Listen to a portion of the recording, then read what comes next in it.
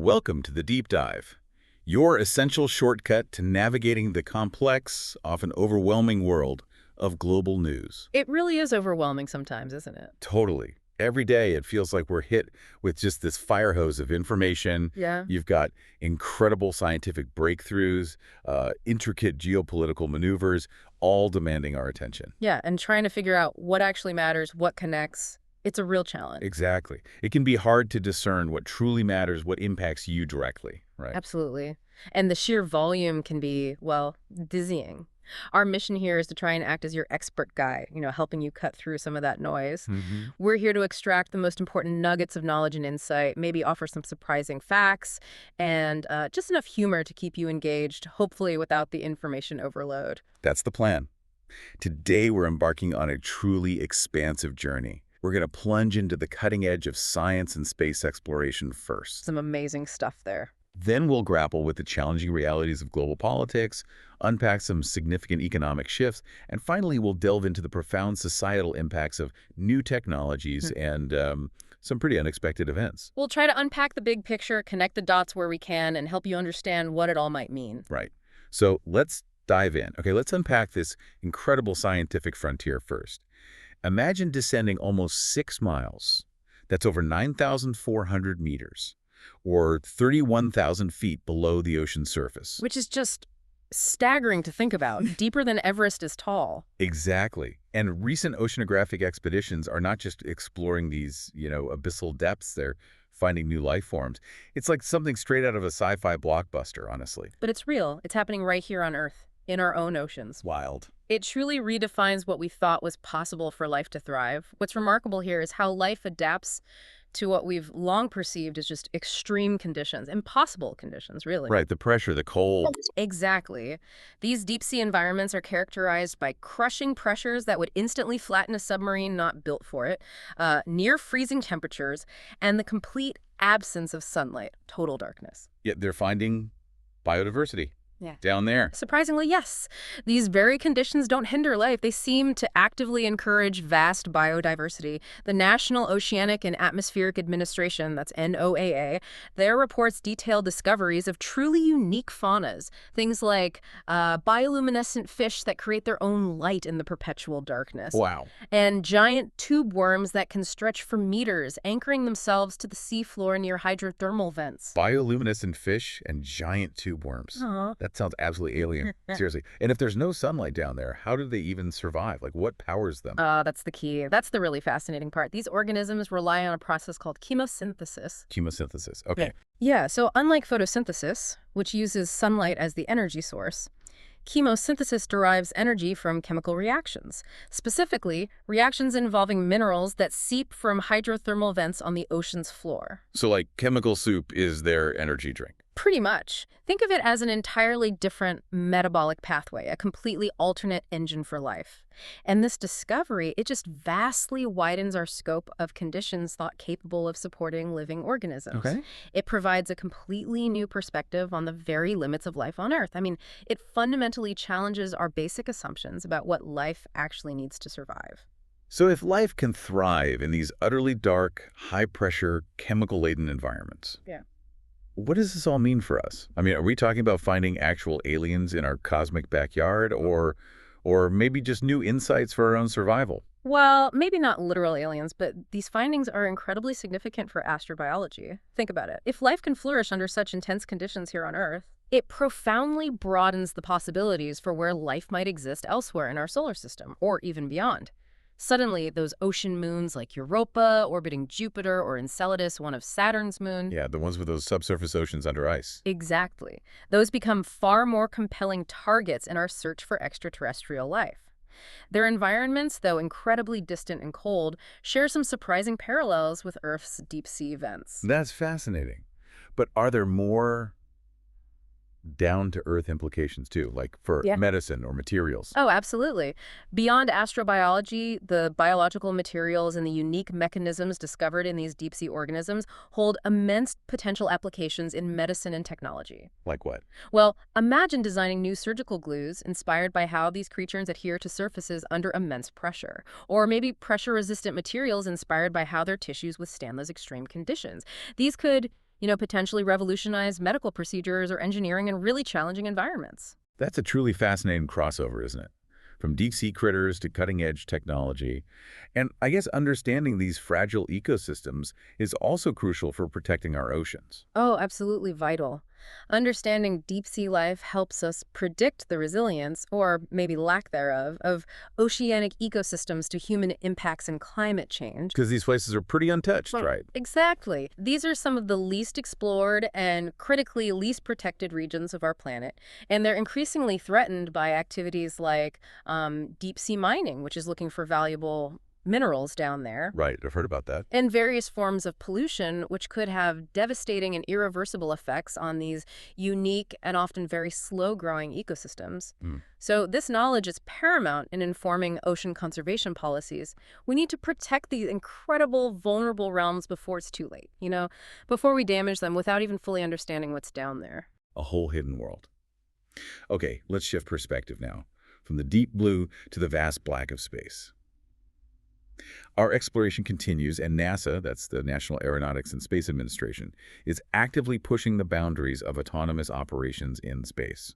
They've got this project called Distributed Spacecraft Autonomy, or DSA. Right. And at the same time, there's another big space story. An international team, mostly from NASA and JXA, the Japan Aerospace Exploration Agency, they've made a pretty groundbreaking discovery using the X-ray imaging and spectroscopy mission spacecraft, XRISM. Okay, what did they find? They directly detected sulfur, the element sulfur, in both its gas and solid phases within the vast interstellar medium, the space between stars. Sulfur, just floating out there. Yeah. In gas and solid form. Yeah, which might not sound dramatic, but it's actually a first, and it tells us a lot. But first, back to those autonomous satellites, the DSA project. What's truly remarkable here is the synergy between these advancements. So the DSA project, which is overseen by NASA's Ames Research Center, aims to enable swarms of satellites to operate autonomously with really minimal human oversight from the ground. Swarms. So like groups of satellites working together. Exactly. We're talking about spacecraft that can make independent decisions on tasks like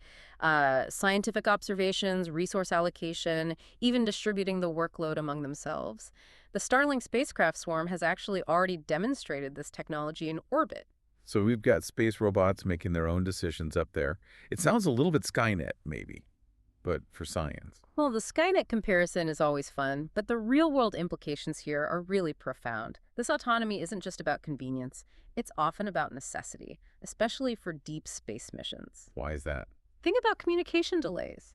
Sending a command to Mars and getting a response back can take, 20 minutes or more? To the outer planets, it's hours. Right, you can't exactly joystick a rover in real time. Precisely. So autonomous decision-making allows these missions to react instantly to unexpected phenomena, maybe a sudden solar flare or a transient astronomical event, or to optimize observation sequences on the fly, things that are impossible with constant ground-based human commands. Okay, so it makes them much more efficient and responsive. Fundamentally, it enhances efficiency, enables rapid response, and it really paves the way for transforming missions to the Moon, Mars, and truly beyond. It allows for far more effective and independent space exploration. And then connecting that back to the other discovery, Yeah. finding essential elements like sulfur just floating around out there in ways we've never seen before. This is where it gets really interesting, doesn't it? Yeah. Connecting the microscopic chemical details to the cosmic scale. Indeed. The discovery of interstellar sulfur, which was a significant achievement made possible by XRISM's very sophisticated X-ray spectroscopy capabilities, it truly deepens our understanding of the chemical evolution of the universe. Go ahead. Well, the research, led by Dr. Leah Corrales at the University of Michigan, highlights sulfur's crucial role. We know it's important for fundamental cellular functions here on Earth. It's a key component of proteins and enzymes. Right. But this shows its role in broader cosmic phenomena too, particularly in the formation of stars and planets. It's one of the universe's building blocks. And how do they actually see it? You said X-ray spectroscopy. Yeah, XRSM's Resolve instrument is the key. It's a sophisticated microcalorimeter spectrometer. Basically, it measures the precise energy of individual X-ray photons coming from distant celestial objects like binary star systems, in this case over 35,000 light years away. Wow. Each element, like sulfur, emits X-rays at characteristic energy levels when it's excited. It's like a unique spectral fingerprint. So Resolve can not only detect its presence, but also differentiate its chemical compounds, things like pyrrhotite, troilite, pyrite, with unprecedented accuracy. So they can tell not just that sulfur is there, but what kind of sulfur compounds. Exactly. And it's important to mention the European Space Agency, ESA, is also a partner in this collaborative effort. It's a real international scientific endeavor, and it really pushes us to consider how much further can these advanced technologies take us in unraveling the universe's chemical secrets? What other fundamental building blocks of life are still out there, waiting to be discovered, shaping the cosmos? From autonomous robots making decisions light years away to mapping the universe's chemical ingredients. Yeah, it's clear. Space exploration is always packed with surprises and new questions. Speaking of ongoing missions, maybe we can get a quick update on a few active projects, some hitting milestones, others maybe hitting some roadblocks. Indeed, there's always movement. For instance, NASA's Neutron Star Interior Composition Explorer, or NICER, that's an X-ray telescope located on the International Space Station, the ISS. Well, it's actually halted its science operations since June 17th, 2025. Oh, what happened? It seems to be a motor problem that's preventing it from moving side to side properly, which limits its ability to point accurately at targets. It's a setback, for sure. That's a shame. Was it a successful mission otherwise? Oh, very much so. Despite this setback, NICER, which was initiated back in 2017, had a highly successful extended mission. It provided really essential data on neutron stars and black holes, some fascinating astrophysics, and interestingly, some of its timing technology actually aided in the development of portable CT scanners back here on Earth. Wow, so even in a setback, there are these unexpected spin-off benefits. Exactly. It happens quite often with space tech. So from a hiccup with an X-ray telescope to, say, a Mars rover still chugging along after, 13 years, the space world is always buzzing with both triumphs and challenges. It's truly a testament to human ingenuity and persistence, isn't it? Absolutely. And beyond NICER, there's other stuff happening. NASA recently selected 6 companies, including big names like Blue Origin, and also cutting-edge innovators like Rocket Lab for studies aimed at developing lower-cost methods for launching spacecraft into challenging orbits. And how would they do that? They're specifically exploring the use of orbital transfer vehicles, sometimes called space tugs. The idea is to enhance flexibility and reduce mission costs for future endeavors.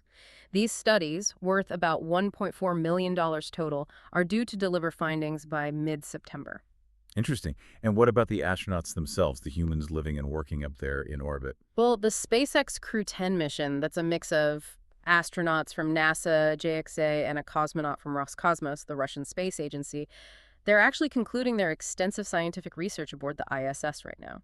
What kind of research were they doing? A whole range of vital experiments, everything from plant growth in microgravity, which is absolutely critical if you're thinking about long-duration space missions where you need fresh food. Right, feeding astronauts on the way to Mars. Exactly. To enhancements for solar panels, cultivating microalgae for nutrition, developing advanced water purification methods. All these experiments are critical for enabling long-duration deep space exploration. They provide the life support and operational insights we'll need for journeys to Mars and beyond. And presumably, some of that research benefits us down here, too. Oh, definitely. Importantly, many of these learnings also translate into improving conditions here on Earth. They offer potential solutions to global challenges like water scarcity or efficient food production by applying insights gained from microgravity to our daily lives. And we can't forget our favorite little Martian explorer, the Curiosity Mars rover. Still going strong. Still chugging along. It continues its geological investigations on the Red Planet. Recently, it used its dust removal tool and various instruments for detailed analysis of some interesting rock features with names like San Cristobal and airport domes. Sounds very Martian. And remarkably, it's approaching its 13-year landiversary on Mars this month. It's far outlived its initial planned mission duration, and it just keeps sending back incredible data. It really shows you the incredible longevity and scientific return these robotic missions can achieve. 13 years on Mars. Amazing. Okay, let's bring our focus back down to Earth now, shifting from the distant reaches of space to some immediate concerns right here on our home planet. Let's talk about something that impacts all of us, everywhere. Plastic pollution. Yeah, a huge issue. There are high-stakes negotiations underway right now at the United Nations in Geneva, Switzerland. They're trying to agree on a legally binding treaty to curb plastic pollution globally. But it sounds like the prospects for a really comprehensive global pact have been complicated, significantly complicated, actually, by the Trump administration's stance. That's right. The U.S. is reportedly urging countries to reject plastic production caps. Rejecting caps on making new plastic. Exactly. And this is happening at a truly critical moment for our planet. You've got delegates from nearly 180 countries attending these negotiations, which really underscores the global urgency of the issue. And the projections are pretty scary if nothing happens. They really are.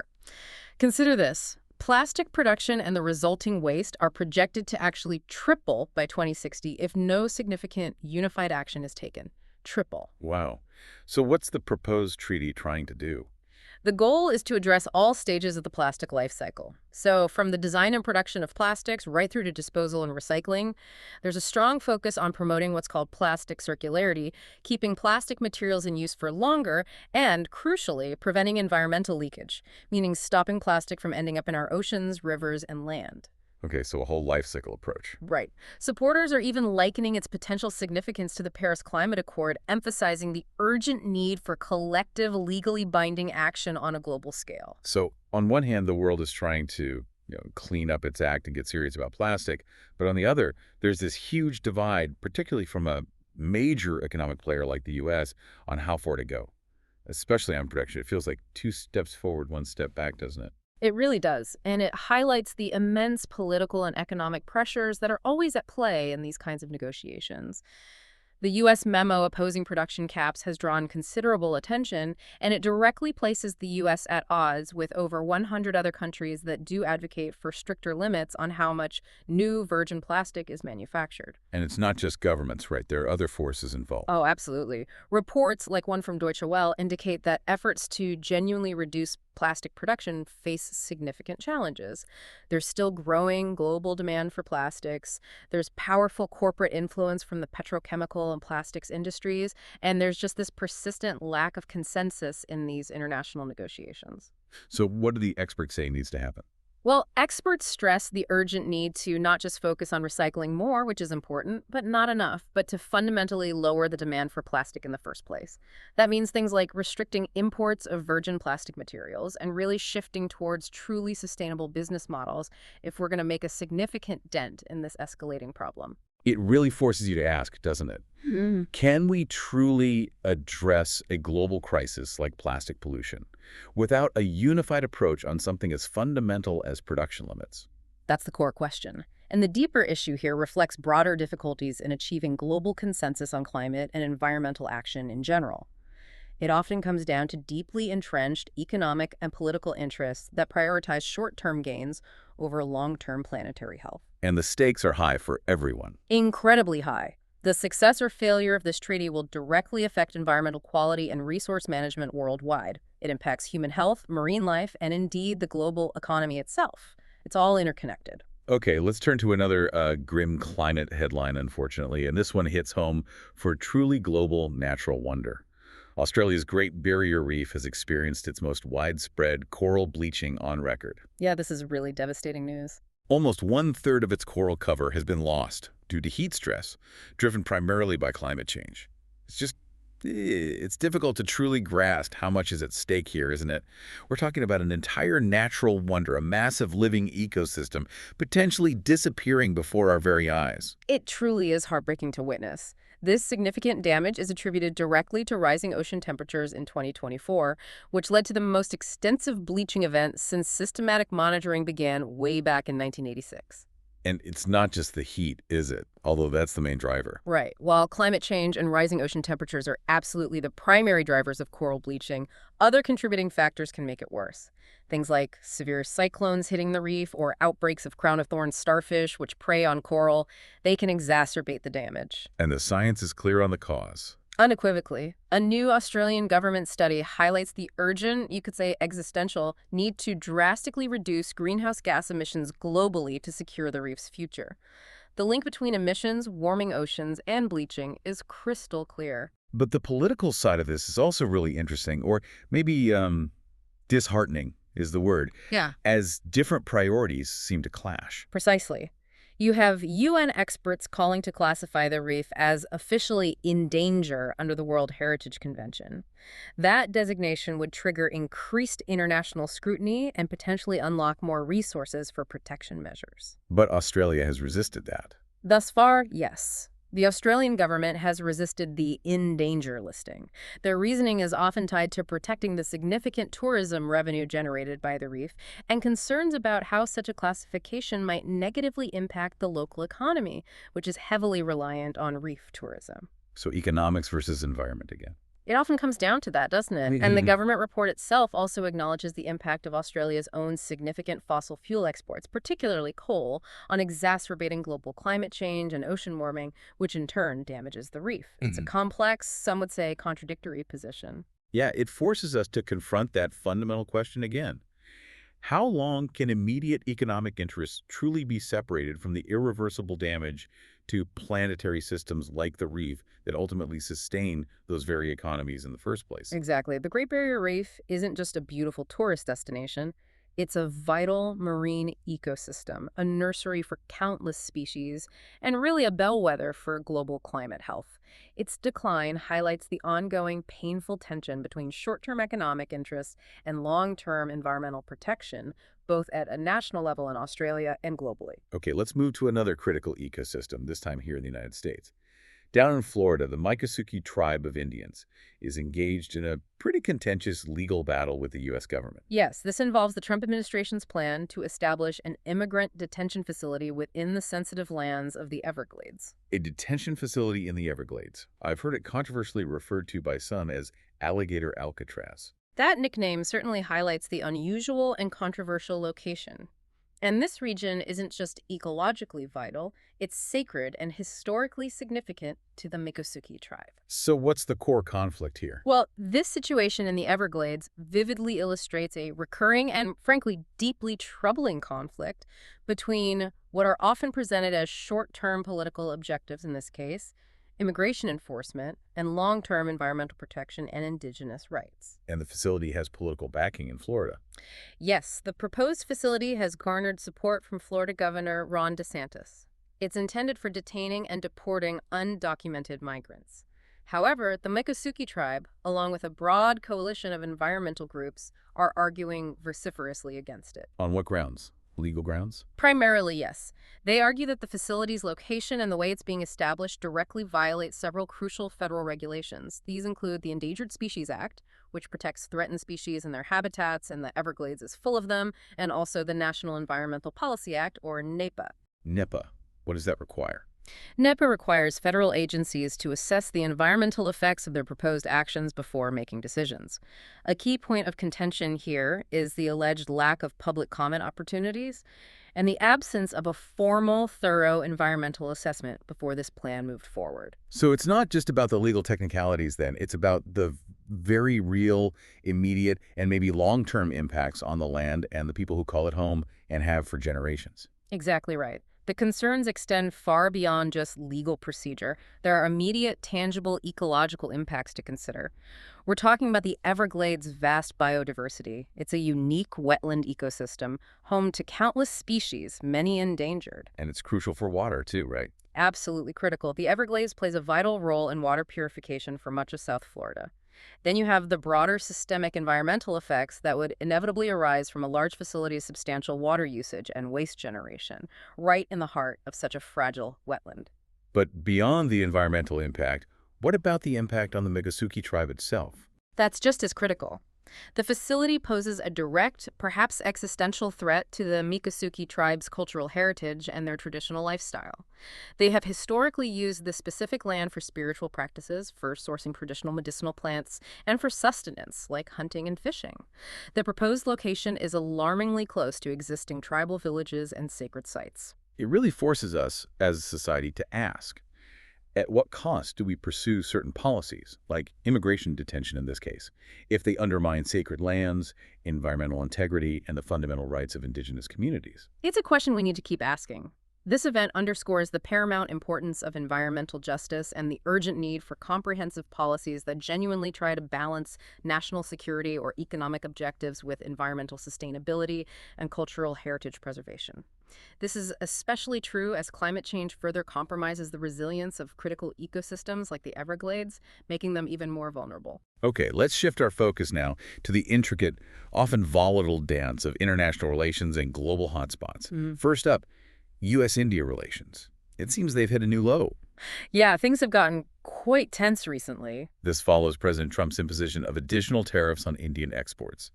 Specifically, he raised the tariff rate on India to a staggering 50% because of its continued purchases of Russian oil. It's a really stark example of how geopolitical events like the war in Ukraine can directly impact trade relationships, even between countries often considered strategic partners. Right. It shows how quickly alliances, or at least the public face of them, can shift based on global events. Absolutely.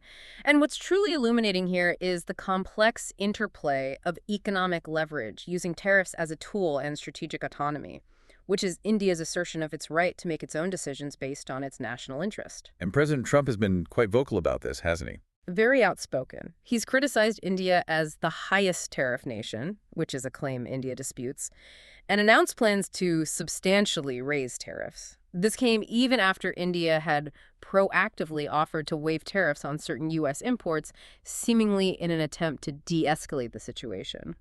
And we've even seen figures from his own party, or former figures, weighing in. Yes, former U.S. Ambassador Nikki Haley, who served in the Trump administration, issued a stark warning against burning ties with India. She views India as a key strategic ally, especially in countering China, and questioned the wisdom of targeting India while simultaneously granting, in her words, leeway to China on trade issues. So the bromance that people talked about between Trump and India's Prime Minister Modi, Yeah. that seems officially over, and now it's a full-blown tariff tango. That's one way to put it. It's pretty wild to see how quickly international dynamics can shift over something as fundamental as energy policy and sourcing, even between supposed allies. And how has India responded to the pressure? India, for its part, has remained remarkably firm. They've unequivocally rejected criticism from both the U.S. and the European Union regarding its oil trade with Russia. New Delhi consistently states that it will steadfastly safeguard its national interests and maintain its strategic autonomy. They emphasize their need for energy security, especially given rising global energy prices. So they're sticking to their guns, basically. Pretty much. And despite these very public trade tensions and diplomatic friction, it's worth noting the underlying economic relationship is still huge.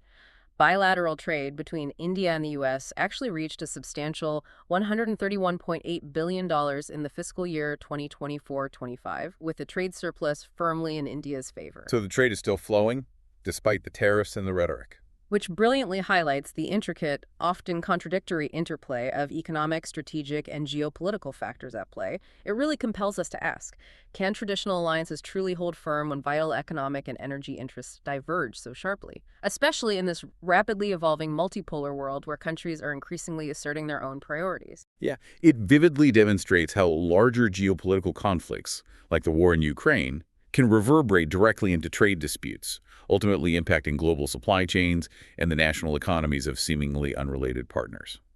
And it underscores the inherent challenges of balancing established alliances with a nation's sovereign right to prioritize its fundamental energy security and its own historical foreign policy principles. Okay, staying with geopolitical conflicts, let's turn back to the Ukraine war. It truly feels like a diplomatic chess match, but one with devastatingly real lives on the line. Absolutely. The human cost is immense and ongoing. We saw U.S. Special Envoy Steve Witkoff recently visit Moscow, the capital of Russia, for talks with President Vladimir Putin. This was just days before President Trump's stated deadline for achieving some kind of Ukraine ceasefire. Right, a high-profile diplomatic push. Yet, despite President Trump's public calls for peace, Russian attacks on Ukraine have reportedly doubled since his inauguration. That seems like a stark and tragic contradiction. It really does. And this whole situation forces us to grapple with a fundamental, difficult question. How can a durable peace possibly be forged when the fundamental demands from both sides appear to remain completely irreconcilable? Trump had threatened sanctions if progress wasn't made. Yes, he had publicly threatened sweeping sanctions on Russia if significant progress towards a peace agreement wasn't made by his deadline. So his envoy's visit was intended as a key diplomatic push to try and avert that, or at least show effort. The Kremlin, interestingly, described the talks afterwards as constructive. Constructive. That can mean anything in diplomat speak. What about Ukraine's position? Ukrainian President Volodymyr Zelensky acknowledged having productive talks with President Trump, particularly regarding potential further sanctions on Russia and maybe a drone deal for Ukraine. However, he has firmly, unequivocally rejected any kind of limited ceasefire with Russia. He insists on a complete halt in hostilities and the full withdrawal of all Russian forces from all Ukrainian territory before any real talks can begin. And he continues to strongly support further, more stringent sanctions on Moscow. And Moscow's conditions for a ceasefire, they're also pretty clear, but they seem like absolute non-starters for Kyiv, right? Creating this complete impasse. Exactly. Moscow's stated conditions for a ceasefire include Ukraine formally recognizing the loss of its annexed regions, Crimea and parts of the east and south, a full withdrawal of Ukrainian forces from those territories, a constitutional commitment to permanent neutrality, meaning no NATO membership, and significant limitations on its future military capabilities. Yeah, Kyiv steadfastly rejects all of that as basically an affront to its sovereignty and territorial integrity. Understandably so.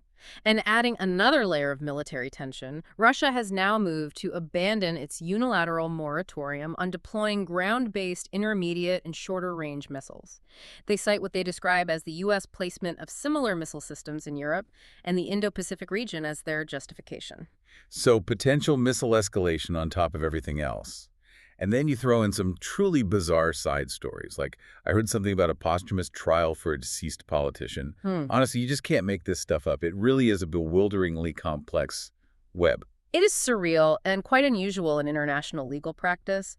Ukraine is indeed posthumously trying the late Russian politician Vladimir Zhirinovsky. Zhirinovsky, I remember him. Very flamboyant, controversial figure. Extremely. He passed away in 2022. He's being tried in absentia, obviously, for alleged terrorism financing related to the Donetsk People's Republic, which is one of the pro-Russian separatist regions in eastern Ukraine. He was known for his ultranationalist views, provocative statements, and sometimes even eerily accurate, albeit outlandish, predictions. And didn't you mention something about an AI version of him? Bizarrely, yes. There's now an artificial intelligence-powered virtual assistant based on him, so in a way, he continues to speak even after death. It's odd. That's certainly unexpected. And there are other tensions simmering within the broader European sphere related to Ukraine, aren't there? It's not just Russia versus Ukraine, but also some internal European dynamics at play. Absolutely. The conflict has definitely sent ripples and sometimes tremors through European alliances. For instance, Hungary's Foreign Minister Peter Szijjártó recently denounced Ukraine quite strongly. He stated publicly that Ukraine has no place in the European Union and, even more pointedly, is not a civilized nation. Wow, that's incredibly strong language between supposed allies, or at least potential future allies. What prompted that? This exceptionally strong rhetoric follows the death of an ethnic Hungarian man in Ukraine's Zakarpattai region, which borders Hungary. He was allegedly killed by Ukrainian draft officers during a mobilization effort. This incident sparked significant outrage in Hungary and led to calls from Budapest for EU sanctions against Ukraine. So internal EU friction is definitely part of the picture. Very much so. And we've also heard from former Ukrainian Prime Minister Yulia Tymoshenko. She recently criticized what she calls unacceptable control exerted by the West, specifically the United States and the European Union, over Ukraine's internal affairs. Control in what way? She alleges that Western experts play a significant, perhaps overly influential role in appointing senior officials to key Ukrainian bodies, like anti-corruption agencies. She essentially argued that this treats Ukraine like a disenfranchised colony, undermining its sovereignty. These are significant statements coming from a major Ukrainian political figure, revealing internal fractures and criticisms within the broader pro-Ukraine coalition. And President Trump also weighed in on NATO, the North Atlantic Treaty Organization, during this period, didn't he? Making some pretty bold claims about his influence. He certainly did. President Trump claimed that NATO leaders are now fully aligned with his agenda and essentially do whatever I want. He praised his own leadership for what he sees as improving America's global standing and reasserting U.S. influence. What evidence did he cite for that? He specifically pointed to increased defense spending by NATO members. There's a new target being discussed for them to spend 5% of their gross domestic product, GDP, on defense by 2035. That's a huge jump from the current informal 2% target. He also highlighted a new European Union funding deal aimed at purchasing American-made military equipment for Ukraine. So tying it all together, if we connect this to the bigger picture, the continued escalation on the ground, despite these diplomatic efforts, alongside the complex internal EU friction like Hungary's stance and Ukraine's own internal challenges with perceived Western influence, It all underscores the deep-seated, incredibly difficult nature of these conflicts. It highlights the immense challenges in achieving genuine diplomatic breakthroughs amidst such deeply entrenched positions and, of course, the ongoing humanitarian crisis. Okay, let's shift gears now to global migration, a topic that consistently dominates headlines and poses major challenges to international relations. Rwanda, the East African nation, has formally agreed to accept up to 250 migrants deported from the U.S. Yes, this is under an agreement that was initiated by the Trump administration. And this development coincides with the U.S. State Department implementing a separate pilot program, this one involving visa bonds. That's right. They're imposing visa bonds of up to $15,000 on tourists from two southern African nations, Malawi and Zambia. The stated reason is to address what the U.S. government cites as high rates of visa overstays from those countries. So, two different policies, but both related to controlling movement across borders. How does this fit into the bigger picture? Well, if we connect this to broader global trends, these policies clearly reflect a movement towards stricter immigration controls overall, and particularly a strategy of externalizing migration challenges, basically, outsourcing the processing, detention, or resettlement of migrants and asylum seekers to third countries. How does the Rwanda deal work specifically? Under the agreement, Rwanda will vet and approve each individual migrant proposed for resettlement by the U.S. Rwanda states this decision aligns with its national values of reintegration and rehabilitation, and they plan to provide support for deportees to contribute to the Rwandan economy and society. Is this unique to Rwanda? This particular agreement is part of a broader Trump administration deportation plan that reportedly involves cooperation with 3 African nations, although not all have been publicly named yet. But not everyone is happy about these arrangements, particularly some of Rwanda's neighbors. I remember reading about concerns from South Africa. Not at all happy. Their concerns really highlight the complex ripple effects these kinds of agreements can have in a region. South Africa, which is a regional powerhouse, has expressed deep concern over its smaller neighbor, Eswatini, the country formerly known as Swaziland, potentially hosting U.S. deportees as well. Why are they concerned? South Africa specifically highlights potential national security risks, especially if the deportees include individuals convicted of serious crimes in the U.S. Given the geographical proximity and porous borders, they fear these individuals may eventually enter South African territory and pose a threat. It raises real sovereignty and security questions for neighboring states. And the visa bond policy for Malawi and Zambia, what's the thinking there? That policy is specifically designed to target countries with historically high rates of people overstaying their U.S. tourist visas. These bonds, ranging from $5,000 to $15,000, are supposed to be refundable upon compliance with visa conditions, meaning the tourist leaves the U.S. before their visa expires. So it's like a financial incentive to leave on time. Essentially, yes. The stated aim is to curb overstay rates and address U.S. government concerns about what it perceives as attempts by some individuals to gain long-term residency or citizenship without meeting the proper legal requirements. It really raises some big questions, doesn't it? Like, at what cost do these agreements come, especially for the sovereignty and security of the receiving nations, like Rwanda or potentially Eswatini? Absolutely. And what are the long-term human rights implications for the individuals being deported, especially if they have no established ties or support networks in their new destination? These policies have significant implications for international cooperation, for human rights standards, and potentially for the internal stability of the receiving nations. This whole deportation for hire model, as some critics are calling it. Exactly. That term captures the ethical questions it raises about sovereignty, accountability, and the fundamental treatment of vulnerable individuals within the global migration system. It's a complex and controversial approach. Okay, finally, in this section on global hotspots, let's turn to the Israel-Gaza conflict. The situation there remains just incredibly dire, doesn't it? A massive humanitarian crisis unfolding before the world's eyes. It's truly catastrophic, and the human suffering is immense.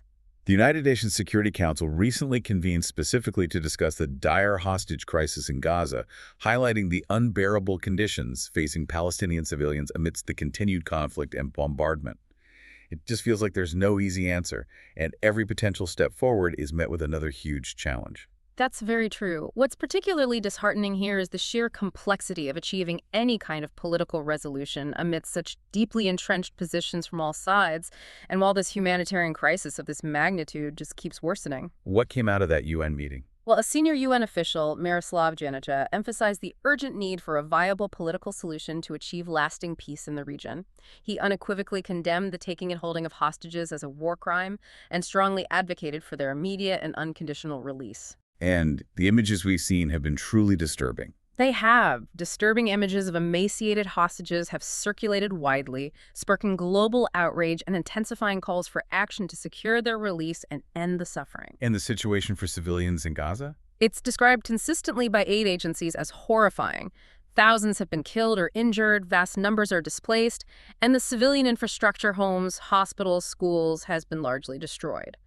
The UN continues to call for immediate, unimpeded humanitarian aid access on a massive scale and for a full, durable ceasefire. They stress that a two-state framework, envisioning secure starts for both Israelis and Palestinians living side by side, remains the only viable long-term path to genuine peace and security for both peoples. But achieving that seems further away than ever. And then you have incidents that just add more fuel to the fire, like this attack on Russian diplomats. That sounds like it could easily escalate things further. It really feels like a powder keg, doesn't it? It absolutely is, and that incident certainly adds another volatile layer to an already explosive situation. Amidst all these deeply troubling developments, a Russian diplomatic vehicle was attacked by Israeli settlers in the occupied West Bank. Attacked? What happened? Reports say it led to mechanical damage to the vehicle, and the diplomats inside faced direct threats from the settlers. Russia swiftly criticized the Israeli military for what it called inaction in protecting the diplomatic convoy, and they lodged an official complaint through diplomatic channels. And Russia has a position on the overall conflict. Yes. In their response, they reiterated their consistent support for a two-state solution to the Israeli-Palestinian conflict. While this incident might seem localized, it really highlights how interconnected regional tensions are. It shows the potential for seemingly smaller events to inadvertently draw in other international actors and escalate an already incredibly volatile situation. Yeah, it makes you wonder, can meaningful peace talks truly proceed while military objectives seem to be expanding and while international incidents like this one just keep adding new layers of tension and mistrust? That's the critical question. The conflict underscores the devastating human cost day after day and the immense, perhaps currently insurmountable challenges in finding a political resolution to these long-standing, deeply rooted geopolitical disputes. Okay, let's shift our attention now towards the future, maybe. Looking at technology, the economy, and broader societal shifts. Starting with artificial intelligence, or AI, it seems to be simultaneously soaring to just astronomical valuations and, at the same time, creating some really serious ethical dilemmas. That's a perfect summary of where we are with AI right now. It's this incredible dichotomy. Take OpenAI, the company behind the wildly popular ChatGPT. It's reportedly in talks for a share sale that could value it at an astounding $500 billion. $500 billion.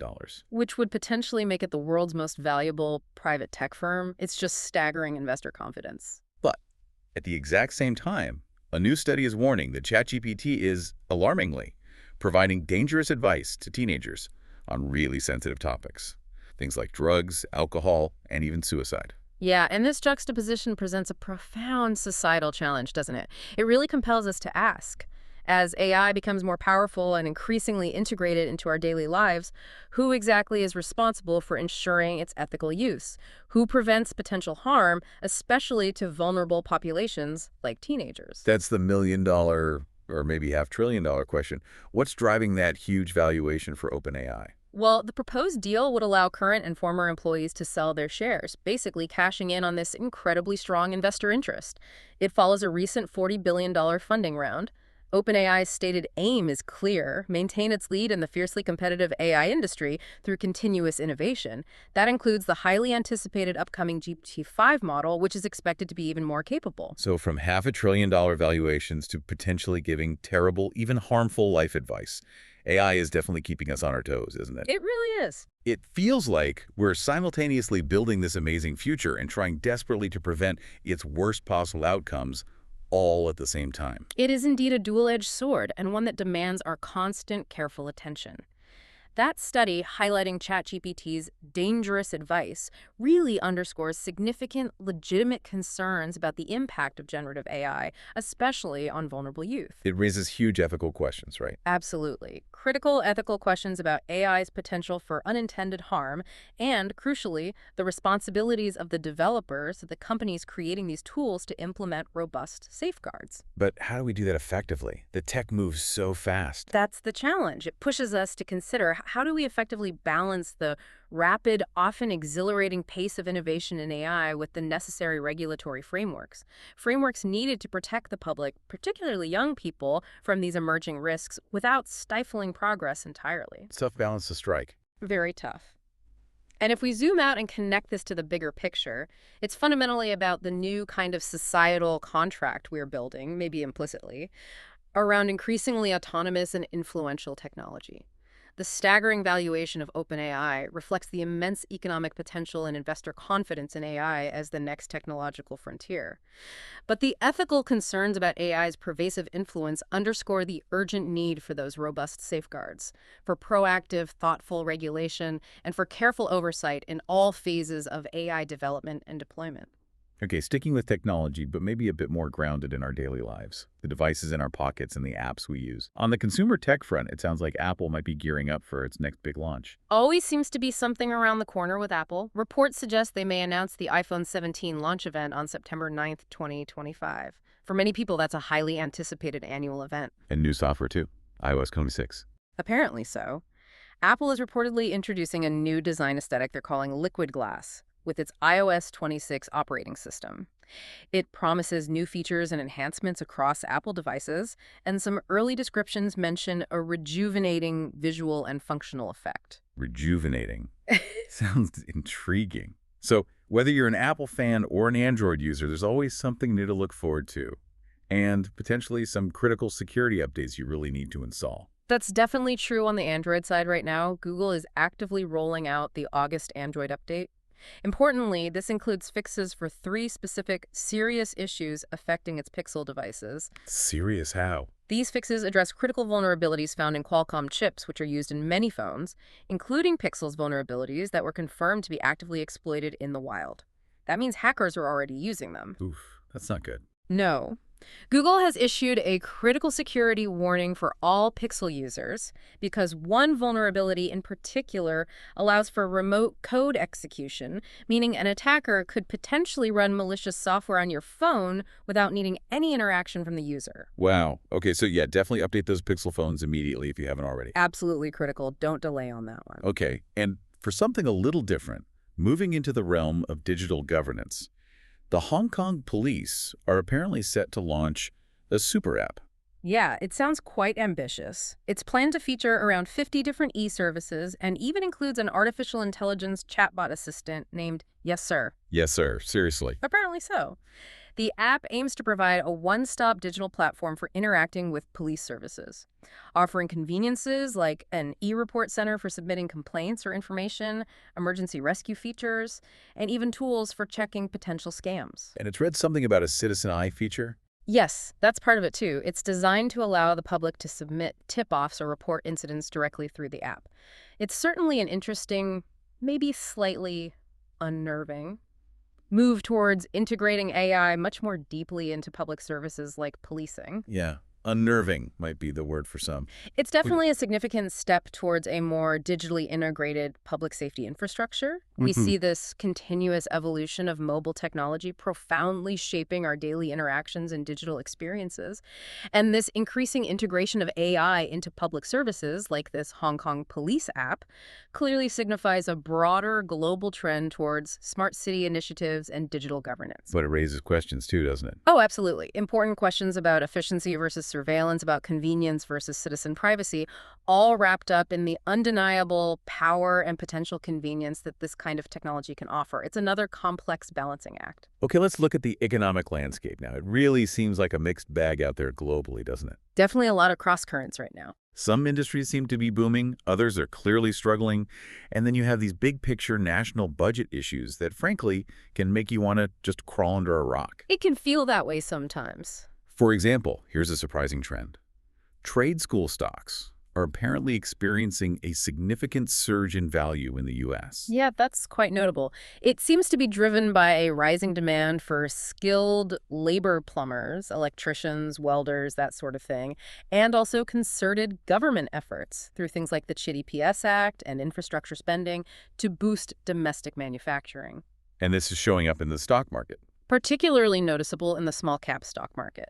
Companies that run these trade schools, like Lincoln Educational Services and Universal Technical Institute, have been performing remarkably strongly. It's a clear sign of a fundamental shift in the labor market, maybe, and a renewed policy focus on vocational training and domestic production. Okay, so that's one sector doing well. But on the flip side, the luxury market sounds like it's facing some significant headwinds. Yes, quite a turnaround from recent years. Luxury brands are seeing declining sales, particularly in Europe and Japan. And the main reason cited is that American and Chinese tourists are reducing their overseas spending. Why the change? Well, it effectively reverses the trends we saw in 2024.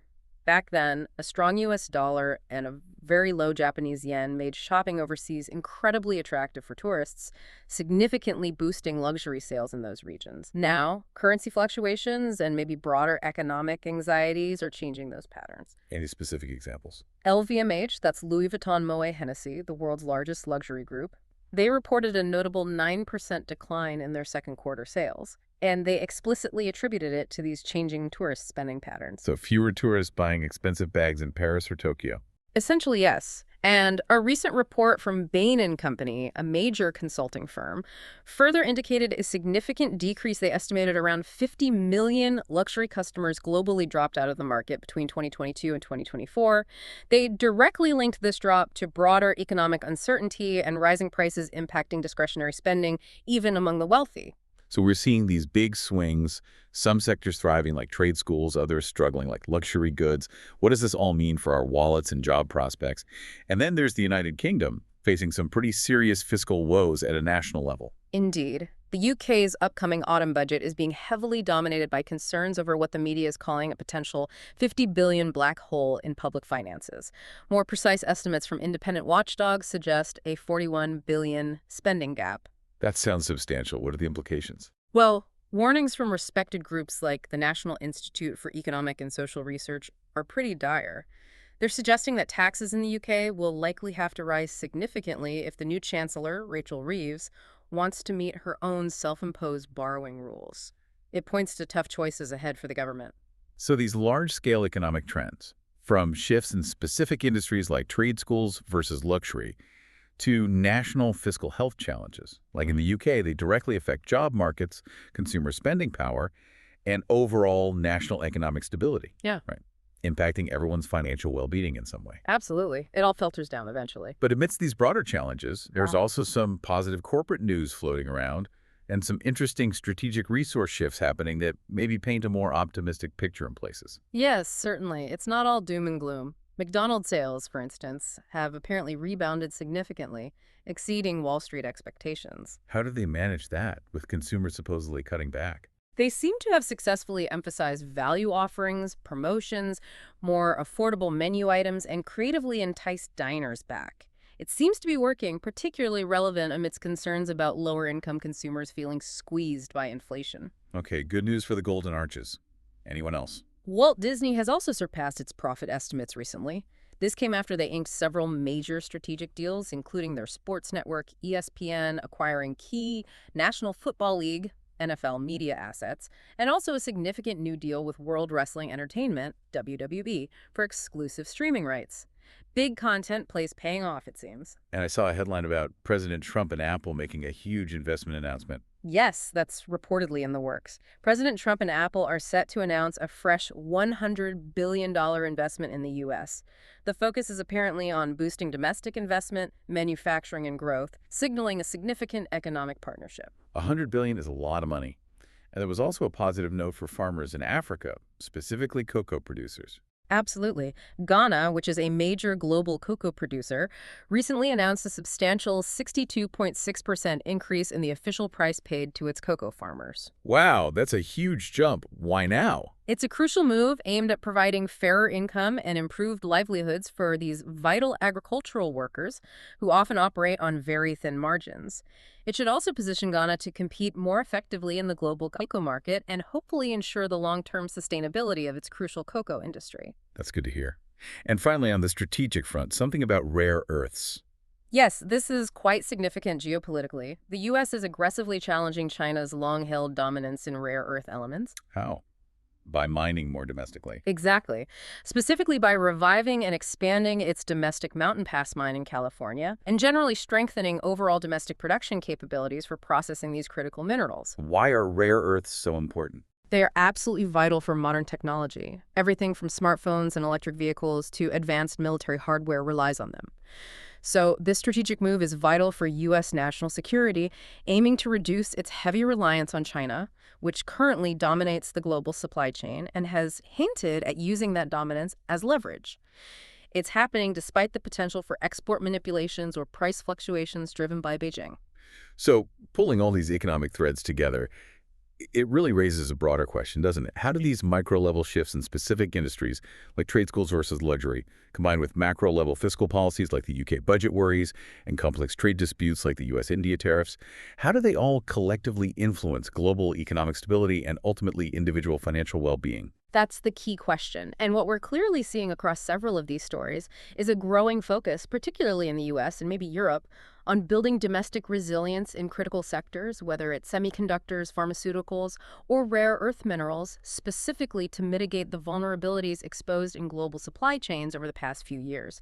National security is increasingly intertwined with economic security. Okay, let's turn now to our final section, looking at issues of justice, broader societal impacts, and some unexpected, often tragic events, starting with the ongoing, incredibly complex Jeffrey Epstein case. Yes, a story that continues to unfold with significant repercussions. The Epstein investigation just keeps unearthing new layers, doesn't it? We're now seeing reports that former top officials from the U.S. Justice Department spanning the Obama, Trump, and Biden administrations have been issued subpoenas. And notably, this includes Bill and Hillary Clinton as well. Yes, subpoenas in a congressional investigation related to the late sex offender Jeffrey Epstein. It really makes you wonder about the long reach of power and influence and the pursuit of accountability. It certainly does. And if we connect this to the bigger picture, this case continues to raise fundamental, often uncomfortable questions about accountability for the powerful, regardless of political affiliation. And it highlights the enduring challenges of achieving full transparency in sensitive legal matters, especially when they involve such prominent figures. So what exactly are the subpoenas asking for? The U.S. House panel investigating the handling of the Epstein case issued deposition subpoenas, meaning they want these individuals to testify under oath. They've also requested all documents related to Epstein and his former associate, Ghislaine Maxwell. And Maxwell herself is involved in related legal maneuvering. Yes. Maxwell, who is currently incarcerated following her conviction, is actively opposing the unsealing of grand jury materials from her own case. Her attorneys are arguing that the transcripts contain, in their words, nothing new that warrants public release. But there's pressure to release more information, isn't there, from victims? There is immense pressure for transparency. Although, interestingly, on a separate but related note, some victims of Epstein have also publicly condemned the Trump administration's earlier plan to unseal certain grand jury testimony, though their specific reasons might vary. It's a very complex legal and emotional landscape. And it's not just one political side pushing for transparency here, is it? It seems to cut across party lines. That's correct. Reports, for instance, from Al Jazeera indicate that Democrats in Congress have actively pursued transparency in the Epstein case going back to 2019. They've sought records, launched various congressional investigations, and even proposed legislation aimed at releasing more information and providing greater protection for victims who were affected by similar plea deals, like the controversial one Epstein initially received in Florida. So the ongoing scrutiny of these high-profile figures, regardless of their political affiliation, really underscores this persistent public demand for accountability and justice in cases involving powerful individuals, doesn't it? Absolutely, and it compels us to ask that difficult question again. Can the legal system truly deliver comprehensive justice for victims when such high-profile political figures are involved? And when the path to full transparency faces so many legal and political hurdles, it truly highlights the complexities involved. Okay, moving on to U.S. crime trends. and a related political controversy, we have what seems like genuinely good news on crime rates, statistically speaking. Yes, the latest FBI data shows a noticeable drop. A new report from the FBI, the Federal Bureau of Investigation, shows a significant drop in U.S. crime rates overall in 2024. Violent crimes decreased by 4.5%, and intentional homicides dropped by a really substantial 14.9%. That is a significant decline in homicides, certainly welcome news. But then, almost in the same breath, you hear about the White House preparing to target banks because of claims made by former President Trump about discrimination, Sure. something called debanking, allegedly aimed at himself and various conservative groups. It feels like a strange contradiction, doesn't it? Good news on public safety, but then politics potentially creeping into financial services. It does highlight contrasting narratives and priorities. What's truly illuminating, perhaps, is the tension we see playing out between, on one hand, corporate risk management, where banks might be making decisions based on perceived reputational or even legal risks associated with certain clients, and, on the other hand, these profound concerns being raised about potential political discrimination. Let's break down the crime stats first. What else did the FBI report show? Beyond the drop in violent crime and homicides, the FBI report also indicated notable declines in reported rape offenses and also in hate crimes. Property crimes also decreased significantly by 8.1%. So improvements across several categories, but it's not all rosy. No, perspective is important. Despite these very welcome improvements, it's crucial to note that the murder rate in the U.S., even with the decline, is still significantly higher compared to many other developed countries.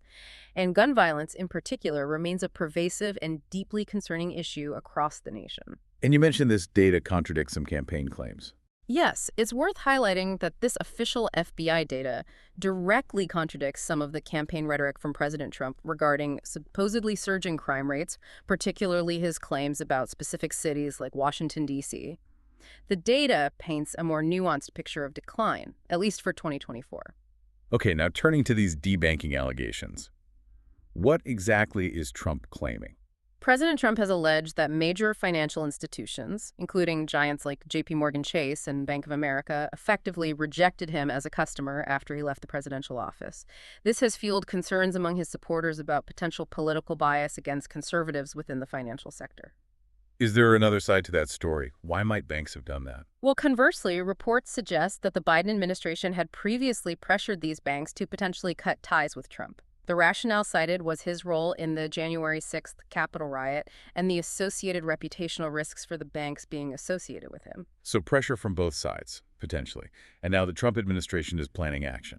In response to these claims of debanking, the Trump administration is reportedly preparing an executive order. This order would be specifically designed to penalize banks for such actions, aiming to prevent financial institutions from denying services based purely on political affiliation or speech. This raises a really critical question for our society, doesn't it? Where exactly is the line between a bank's legitimate right to choose its clients based on their own risk assessment and the potential for financial institutions to be used, either intentionally or unintentionally, as tools for political pressure or censorship? Or, conversely, to discriminate based on ideology? That is precisely the difficult line to draw. And if we broaden our perspective and connect this to the bigger picture, it directly reflects wider ongoing debates in society about free speech, about economic access, and about the role and responsibilities of corporations in an increasingly polarized political environment. So, the crime stats offer a nuanced look at public safety, showing real areas of improvement while highlighting persistent challenges like gun violence. Meanwhile, the debanking controversy throws a spotlight on this complex intersection of finance, politics, and free speech, with potentially significant implications for how banks interact with controversial clients or groups moving forward. A very complex intersection indeed. Okay, now let's look at a controversial health policy decision. Robert F. Kennedy Jr., since taking office, has reportedly canceled $500 million in funding for messenger ribonucleic acid, that's mRNA, vaccine development in the U.S. Yes, a very significant cut to a prominent area of biomedical research. And this funding was specifically earmarked for developing vaccines against a range of diseases, right? Yep. Not just COVID-19, but things like the seasonal flu as well. That's correct. Funding that was aimed at leveraging the mRNA platform technology, which proved so crucial during the pandemic for other infectious diseases. Cutting $500 million from vaccine research. That's a pretty big move, especially from someone with his known views on vaccines. So, what does this actually mean for our ability to fight future pandemics and protect public health? It certainly raises some eyebrows. It absolutely does. And this decision really compels us to ask a crucial question. How do we, as a society, effectively balance significant public health policy decisions with differing perspectives on scientific evidence, and indeed with concerns about individual liberties?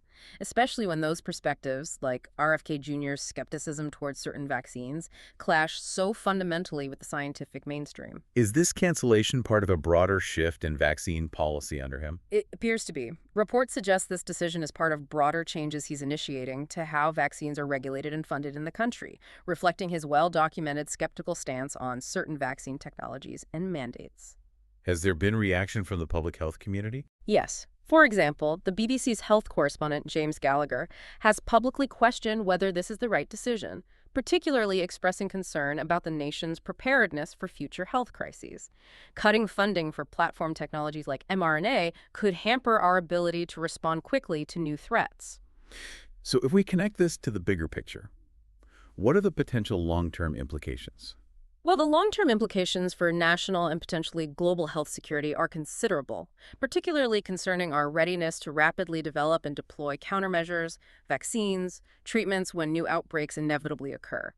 This policy decision has significant, potentially cascading implications for public health research, for our established disease prevention strategies, and for the national capacity to respond swiftly and effectively to future pandemics. And it highlights that ongoing tension, doesn't it? Absolutely. It highlights the ongoing, deeply contentious societal debate that exists right at the intersection of public health policy, established scientific consensus, and often deeply entrenched political ideology or personal beliefs. It's a debate with very high stakes. Okay, let's broaden out again now to look at some recent natural disasters, and in one case, a tragic systemic failure. It really feels like nature is showing its power lately, doesn't it? From floods to fires, reminding us how vulnerable we are. The frequency and intensity of extreme weather events certainly seem to be increasing, consistent with climate change projections. Hong Kong, for instance, just experienced a record-breaking rainstorm. Caused widespread havoc, I read. There was an 11-hour black rainstorm warning. Yes, the highest level warning. It effectively halted the city. There was widespread flooding, closures of schools and businesses. The torrential downpours measured an astounding 358.8 millimeters in a 24-hour period. That's over 14 inches of rain. It was the highest daily rainfall recorded there in August since records began way back in 1884. Just incredible amounts of water. And in India, massive flash floods, too. Yes, in the northern Indian state of Uttarakhand, which is in the Himalayas, more than 100 individuals were reported missing after massive flash floods triggered by what's called a cloudburst, an extremely intense rainfall event in a small area. And the impact was devastating. Tragically, yes. The floods apparently destroyed the village of Durali and claimed at least 4 lives confirmed so far, with many more missing. Rescue operations have been severely hindered by damaged roads and bridges and continuing adverse weather conditions in the mountainous region. And speaking of tragic events, and perhaps preventable ones, the story of the Titan submersible implosion just keeps getting more shocking, doesn't it? There's a new report out. Yes, a new report has emerged stating, quite starkly, that the Titan submersible implosion, which tragically killed all 5 people on board during its dive to the Titanic wreck site, was preventable. Preventable? Yeah. How? Who's saying this? This comes from allegations made by a former employee of OceanGate, the company that operated the submersible. This former employee alleges that, in their view, people were sold a lie regarding the submersible's structural integrity and its safety measures, or lack thereof. Wow.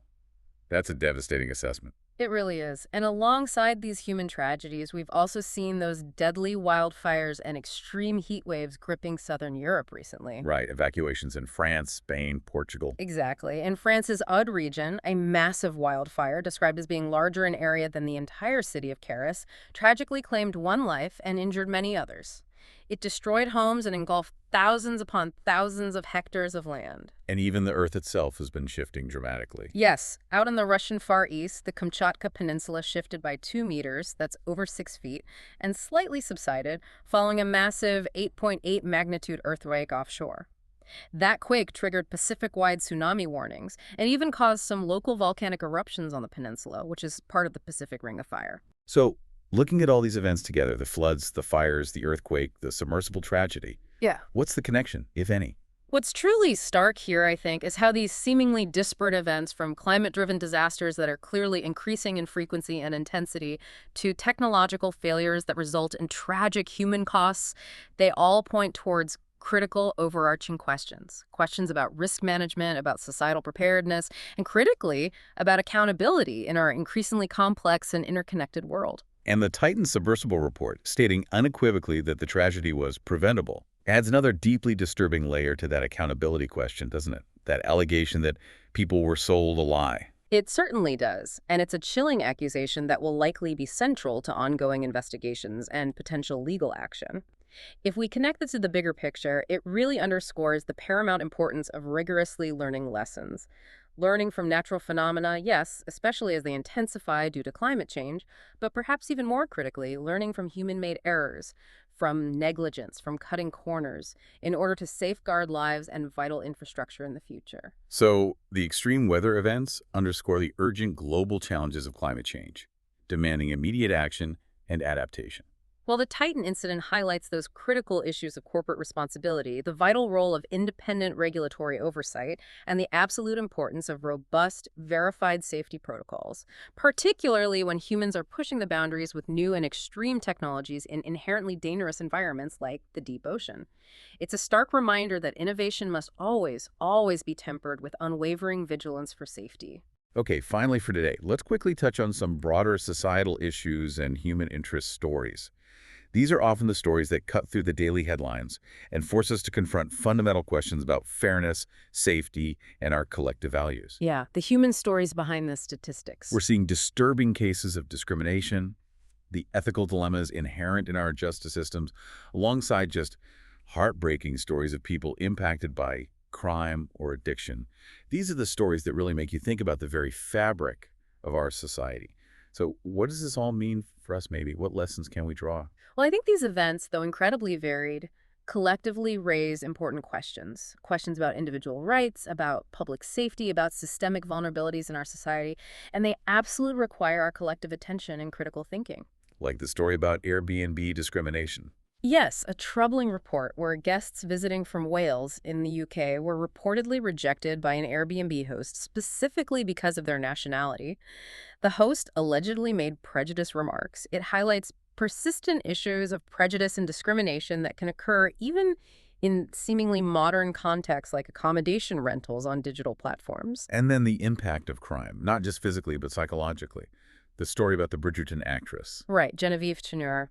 She revealed she developed severe agoraphobia, which is a debilitating anxiety disorder often triggered by trauma, making people afraid to leave safe spaces like home after a violent phone theft incident she experienced in a London cafe actually went viral online.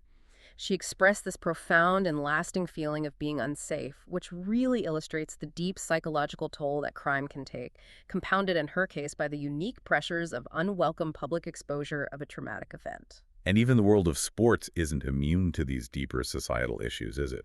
Often seems to reflect them quite starkly. No, sadly, it isn't. The anti-discrimination organization in UK football, Kick It Out, reported record-high numbers of discrimination reports during the 2024-25 football season. They noted a significant rise in reported incidents of sexism, transphobia, and also faith-based abuse within stadiums and online related to the sport. It points to persistent, maybe worsening, systemic issues within sports culture that often mirror broader societal prejudices. But sometimes there are breakthroughs in justice, even if they're bittersweet. Like that cold case involving DNA. Yes, a remarkable, yet still tragic story. Police were able to use modern DNA technology to finally identify a young boy more than 50 years after his unidentified body was found. A huge cold case breakthrough thanks to genetic genealogy. However, the case remains heartbreakingly tragic because it's known his baby brother was also murdered around the same time and his body's never been found. So closure for one family member, but enduring mystery and pain for another part of the story. And then the complexities of the justice system itself, especially at its most extreme ends like capital punishment. Exactly. We saw a case in Tennessee where an inmate, Byron Black, was executed by lethal injection despite significant ethical health concerns being raised beforehand. These related to an implanted heart defibrillator he had, and also documented evidence of intellectual disability. His execution proceeded despite these concerns, raising significant ongoing questions about humane treatment standards and medical ethics within the application of the capital punishment system in the U.S. And finally, a couple of other stories highlighting public safety and health dangers that might not always make the front page, but have profound impacts on individuals and communities. Indeed. There was the sentencing of a former CNBC financial analyst, someone viewers might have seen offering financial advice on TV, who had become a fugitive. He's now been sentenced to 5 years in prison for bilking investors out of millions of dollars. It's a case highlighting the significant societal impact of white-collar crime and the lengthy, complex pursuit of financial justice for victims. And a warning about a substance sold quite commonly. Yes, concerns are rising significantly about kratom products. Kratom is a substance derived from a Southeast Asian tree, and products containing it are often sold quite openly, sometimes even at gas stations or convenience stores. While some advocate for its potential benefits, health officials are increasingly warning that it can be highly addictive and can lead to devastating health consequences, addiction, and withdrawal symptoms for users. It highlights a growing public health concern and perhaps a regulatory gap for substances like this. So these stories, as varied as they are, They really serve as poignant reminders, don't they? Reminders of the human element behind the headlines, the real people affected by crime, discrimination, addiction, systemic failures. And they remind us of the ongoing challenges societies face in striving to uphold justice, ensure public safety, protect vulnerable people, and foster overall well-being. They demand our attention and empathy. wow. Okay, we have covered a lot of ground today. We've taken a true deep dive into a truly expansive range of topics, from those incredible new life forms discovered miles down in our deep oceans Mind-blowing stuff. to the autonomous satellites shaping our future in space. We've navigated the intricate dance of geopolitics involving tariffs, conflict, and migration. We've explored the booming and sometimes challenging sectors of our global economy, and we've grappled with the really complex ethical considerations of artificial intelligence, alongside some vital and often difficult societal issues. We truly hope this deep dive has given you, our listeners, a clearer, perhaps more informed perspective on the incredibly complex world around us. We hope it's helped you cut through some of the noise and delivered those crucial nuggets of insight and context. Our aim, as always, is to help you feel well-informed without feeling completely overwhelmed by it all. Exactly. And as we all continue to grapple with the immense challenges and the incredible innovations shaping our world, maybe here's a final thought to leave you with until our next deep dive. What one piece of information from today's discussion do you think will have the most unexpected impact on tomorrow? Could it be the deep-sea discoveries, AI's trajectory, the shifts in global alliances? Something else entirely. Definitely something to mull over.